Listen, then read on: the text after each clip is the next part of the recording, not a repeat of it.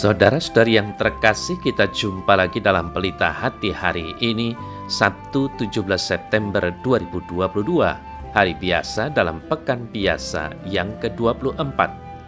Bersama saya Romo Thomas Suratno SC dari Paroki Cilandak, Jakarta Selatan, mendengar dan merenungkan Sabda Tuhan, yakni firman Tuhan yang tersurat dalam Injil Lukas, bab atau pasal 8, ayat 4 sampai dengan ayat 15.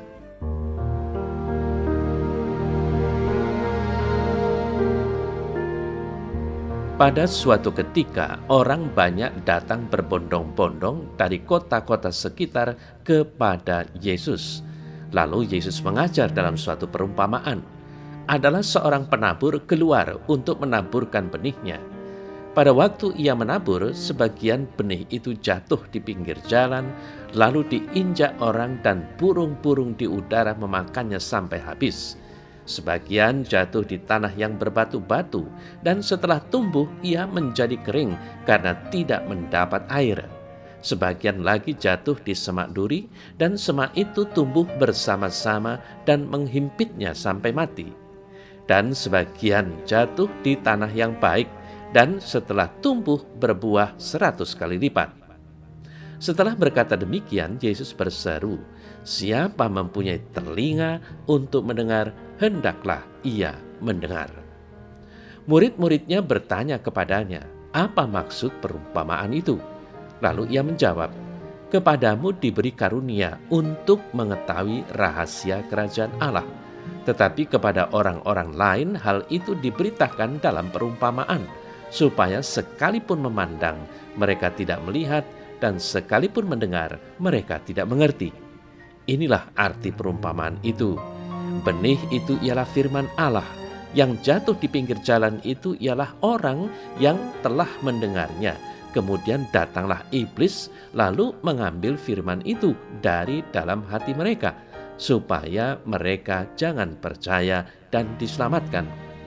Yang jatuh di tanah yang berbatu-batu ialah orang setelah mendengar firman itu, menerimanya dengan gembira, tetapi mereka itu tidak berakar. Mereka percaya sebentar saja, dan dalam masa pencobaan mereka murtad. Yang jatuh dalam semak duri ialah orang yang telah mendengar firman itu, dan dalam pertumbuhan selanjutnya mereka terhimpit oleh kekhawatiran dan kekayaan dan kenikmatan hidup, sehingga mereka tidak menghasilkan buah yang matang. Yang jatuh di tanah yang baik itu ialah orang yang setelah mendengarkan firman itu menyimpannya dalam hati yang baik dan mengeluarkan buah dalam ketekunan.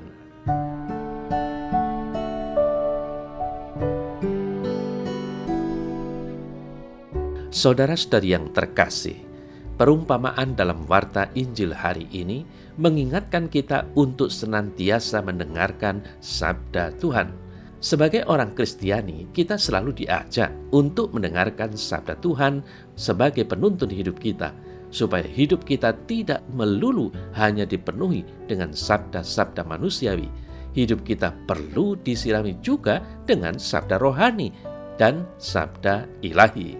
Saudara-saudari yang terkasih, perkara mendengarkan sabda Tuhan melalui perumpamaan ini kita menjadi jelas bahwa setiap orang, siapapun orangnya, mendengar sabda Tuhan. Sabda Tuhan hadir kepada semua orang tanpa terkecuali. Perkara yang muncul adalah setelah mendengarkan sabda Tuhan, kemudian bagaimana sikap kita. Itu yang menentukan apakah sabda itu berbuah atau justru mati. Saudara-saudari yang terkasih, sekali lagi, sebagai orang Kristiani, pasti kita sudah pernah paling tidak, bahkan sering membaca kitab suci dan mendengarkan sabda Tuhan.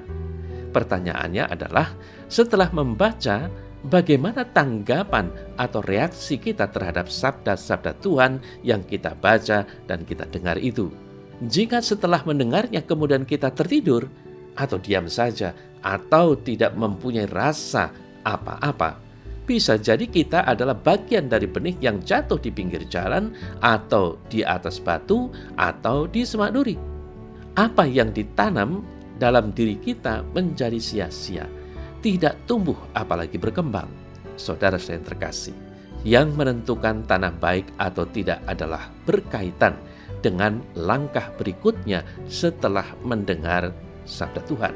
Benih dan pupuknya mempunyai jaminan kualitas yang tidak terbantahkan. Namun jika hanya didiamkan saja, tidak pernah dirawat, semuanya akan menjadi sia-sia. Tumbuh hanya sebagian sangat kecil, tidak tumbuh sempurna dan berbuah lebat. Tumbuh baik dan menghasilkan buah adalah panggilan setiap orang, saudara saya terkasih. Hidup kita tentu saja harus dipertanggungjawabkan. Tidak bisa hanya menumpang hidup di dunia ini. Pertanggungjawaban yang bisa diukur adalah buah apa dan seberapa banyak yang sudah kita hasilkan. Maka marilah kita memohon rahmat Tuhan agar kita mampu mempunyai aksi setelah mendengarkan sabda Tuhan. Mari berpartisipasi dalam karya ilahi dengan saling berbagi nilai-nilai kebaikan manusiawi kepada sesama. Semoga hidup kita semakin menjadi pujian bagi yang ilahi.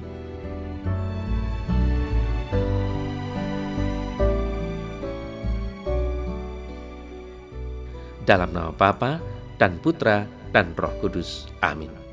Ya Tuhan, bantulah aku agar aku mampu menjadikan sabda-Mu sebagai keselamatanku.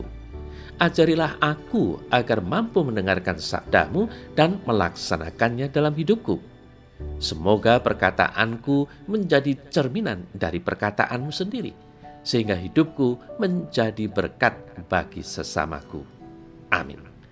Semoga Allah yang Maha Kuasa memberkati saudara dalam nama Bapa dan Putra dan Roh Kudus. Amin.